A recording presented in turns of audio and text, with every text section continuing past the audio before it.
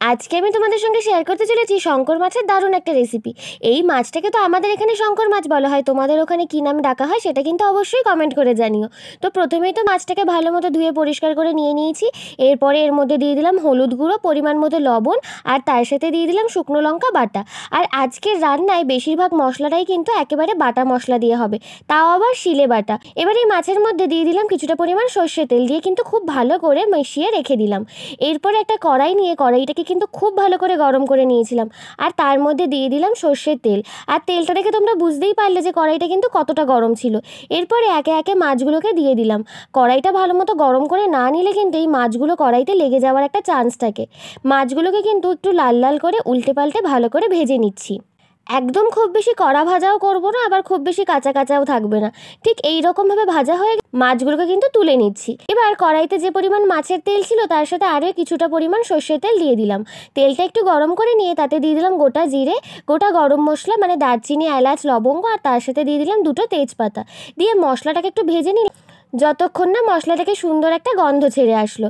এরপরে এর মধ্যে একে একে দিয়ে দিলাম পেঁয়াজ বাটা। পেঁয়াজ বাটাটাকে একটু নেড়ে চেড়ে নিয়ে তার মধ্যে দিয়ে দিলাম 1 চামচের মতো আদা রসুনের বাটা। দিয়ে আবারও মশলাটাকে একটু কষিয়ে নিলাম। এরপরে এর মধ্যে আরও কিছু মশলা দিয়ে দিচ্ছি। দিয়ে দিলাম হলুদ গুঁড়ো, পরিমাণ মতো লবণ, তার সাথে দিয়ে দিলাম 1 চামচের মতো শুকনো লঙ্কা বাটা, আর 1 চামচের মতো ধনে আর জিরে বাটা। দিয়ে মশলাটাকে কিন্তু খুব ভালো মতো কষিয়ে নিচ্ছি। এই সময় মশলাটা যদি একটু শুকিয়ে আসে তো তোমরা জল দিয়েও ভালো মতো কষিয়ে নিতে পারো। মশলা থেকে তেল ছেড়ে আসলে এর মধ্যে দিয়ে দিচ্ছি জল। আর জলটা একটু গরম করে দিলেই কিন্তু বেশি ভালো হবে, এতে মশলার স্বাদটা কিন্তু বজায় থাকে। তারপরে মশলাটাকে ভালো করে ঝোলের সাথে মিশিয়ে নিয়ে ভালো করে কিন্তু ঝোলটাকে একটু ফুটিয়ে নিলাম। ঝোলটা ফুটে আসলে তার মধ্যে ওই ভেজে রাখা মাছগুলোকে দিয়ে দিলাম। দিয়ে আরও একটু নেড়ে চেড়ে নিলাম। এই মাছটা সাধারণত একটু কষা কষা খেতেই বেশি ভালো লাগে, তাই কিন্তু ঝোলটা খুব বেশি রাখিনি।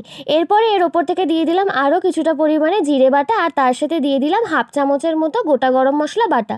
দিয়ে আবারও একটু নেড়ে চেড়ে নিলাম। ব্যাস, শঙ্কর মাছের কষা কষা রেসিপি কিন্তু একদম তৈরি। গরম ভাতে খেতে কিন্তু এটা দুর্দান্ত লাগে, মাংসর স্বাদকেও কিন্তু একেবারে হার মানিয়ে দেয়। তোমরাও এইভাবে একবার অবশ্যই ট্রাই করে দেখো, আর আমাকে কিন্তু জানাতে ভুলো না কেমন লাগলো। আজকের ভিডিওটা এই পর্যন্তই। ভিডিওটা ভালো লাগলে একটা লাইক করে দিও, আর চ্যানেলটাকে সাবস্ক্রাইব করে দিও।